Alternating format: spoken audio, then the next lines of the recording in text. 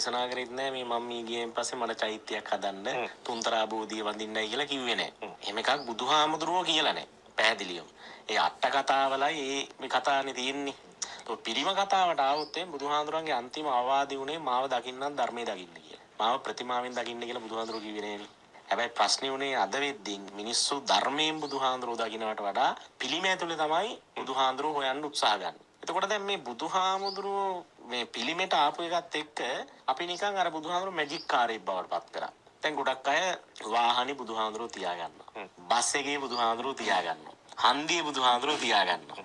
හැමතැනම බුදුහාමුදුරනේ කඩේ විකුණනවා අර තැන්වල තියාගන්න. මං කියන්නේ කෙනෙක් බුදුහාමුදුරුවන්ගේ පිළිමේ තියාගන්නේ තමන්ගේ ආරක්ෂාවට නෙනේ. දැන් ඔය ගම්වතුර ආවන් පස්සේ මහා වියසන ආවන් පස්සේ සුනාමිය ආවන් පස්සේ කට්ටිය කිව්වනේ මේ පිළිම ඉතුරු වුණා මිනිස්සු ගහගෙන ගියා කියලා. මං අද පත්තරේ දැක්කහමදුරනේ ඇමරිකාවේ ලැබුගින්නේ බුද්ධ ප්‍රතිමා බේරිලා තියෙනවා කියලා. මම කියන කාරණාව තමයි පිළිම ප්‍රාතිහාර්ය පානව නම් බුදුහාඳුරු මහා කරුණාව තිබ්බ කෙනා මිනිස්සු මැරෙනවට කැමති නෑනේ. වෙනවනම් වෙන්න ඕනේ පිළිමේ විනාශ වෙලා මිනිස්සු ඉතුරු වෙන්න ඕනේ මං කියන්නේ අන්න ප්‍රාතිහාර්ය. ඒක හරි. ඒක මම කියන්නේ දැන් ඔය ඇමරිකාවේ කතන්දරේ මම කියන්නේ එහෙනම් ලැබුගින්න නතර වෙන්න ඕනේ එහෙමනම්. ඒක හරි. ඒක තමයි ඇත්ත ප්‍රාතිහාර්ය කියලා කියන්නේ. පිළිම වලට ප්‍රාතිහාර්ය පාන්න බෑ. ඊළඟ දේ තමයි හන්දිවල තැන් තැන්වල ඔය පිළිම හදලා තියෙනව නේද? දැන් ඔය බුදු පිළිම ළඟ බලන්නකෝ කැඩලා තියෙන බෙලි කැඩිච්ච පිළිමයි අරවා මේ ඔක්කොම ටික සමහර වෙලාවට දැන් සමහර මිනිස්සු ඒ කියන්නේ සිගරට් එක පත්තු කරගන්නේ සමහර වෙලාවට අර බුදු පිළිමේ තියෙන පහනේ. මං කියන්නේ එතෙන්ට දැන් සිල්ලර වෙලා තියෙන්නේ. පිළිම තියෙන්න ඕන තැන්වල තිබ්බට ප්‍රශ්නයක් නැහැ. උදාහරණයක් ඇරෙන්න පන්සලක ප්‍රතිමාවක් තිබ්බට ගැටලුවක් නැහැ.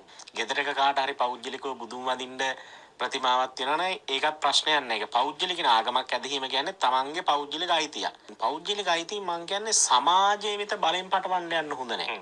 මං කියන්නේ මහජන ගමනාගමනයට වෙන්න පුළුවන් මහජන පැවැත්මට තර්ජනයක් නම් මං කියන්නේ මොකටද හන්දි ගානේ පිළිම තියන්නේ? ඒ කියන්නේ පිළිම බුද්ධ ආගමක් නෙවෙයි අපිට අවශ්‍ය.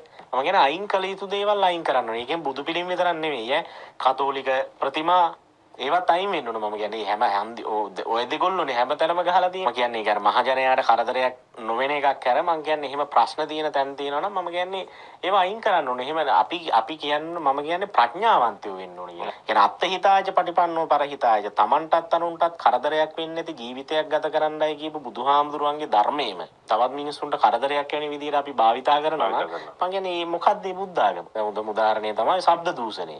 දැන් මේ බලෙන් පිරිත් අස්සනවනේ නේද? එහෙමයි. පැහැදිලියම. දැන් අනිත් එක දැන් කරණීයමෙත්ත සූත්‍රය, රතන සූත්‍රය, මංගල සූත්‍රය කියලා කියන්නේ මේ යంత్ర මන්ත්‍ර ගුරුකම් වලට ගන්න ඒවා හරි යක්කු එලවන්න තියෙන ඒවා හරි නෙමෙයි. කරණීයමෙත්ත සූත්‍රයේ තියෙන්නේ මෛත්‍රී කරන විදිහ.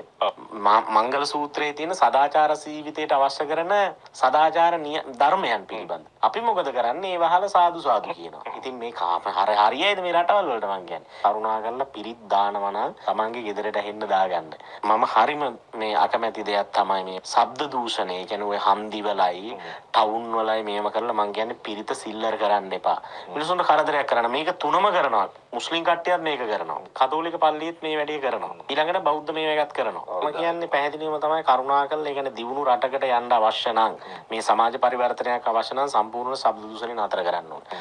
ආගම කියන එක පෞද්ගලිකව අදහන්න. දැන් පල්ලියේ ඔන්න මොකක් හරි එකක් දාගෙන ඒගොල්ලන්ට බෆල්ලයක් හරි හයි කරගෙන ඒක මයික් එකක් දාගෙන තමන්ගේ භූමි ප්‍රදේශයට හරි පන්සලෙත් එහෙම තමයි. එහෙම කරාට ප්‍රශ්න නෑ. ඉතින් එහෙමනේ දියුණු රටවල් සිංගප්පූරුවේ එහෙම මෙහෙම හන්දි ගානේ දාගෙන ඕවා එහෙම කරන්න දෙන්නේ නැහැ. ඒ රටවල් වල පන්සල් තියෙනවා ආගමික මධ්‍යස්ථාන තියෙනවා ඒවා කොටනේ තියෙනවද කියලා දන්නෙත් නැහැ කවුරු කියලා දන්නෙත් නැහැ. අපේ එහෙම නෙවෙයි කිලෝමීටර් ගණනාවකට තියෙනනේ අපිට කෙලින්ම ඇහෙනවා. මේ මෙතන ආගමික මධ්‍යස්ථානයක් තමයි කිය. තමයි. ඇත්තටම මේවා හැදුවොත් තමයි හැදෙන්නේ. බය නැතුව ගන්න ඕන තීරණ. මන් දන්නේ මේ තේරවාදී බෞද්ධ රටක් හැටියට හැබැයි මේගොල්ලෝ කෙලින්න තනිකර පිස්සුනේ. අර කවුද සින්දුවක් කිව්ව නේද? මේ රටේ මිනිස්සු තනිකර කෙලින්නේ පිස්සුව කියලා. ඒක තමයි මේ වෙන්නේ. කියන්නේ බුද්ධ ආගම ඇතුළෙත් මේ කරුණා කරලා මං කියන්නේ මේ වගේ ශ්‍රේෂ්ඨ ධර්මයක් ආතල් ගන්න පාවිච්චි කරන්න එපා කියලා තමයි මේ පොයි දවසේ අපිට කියන්නේ.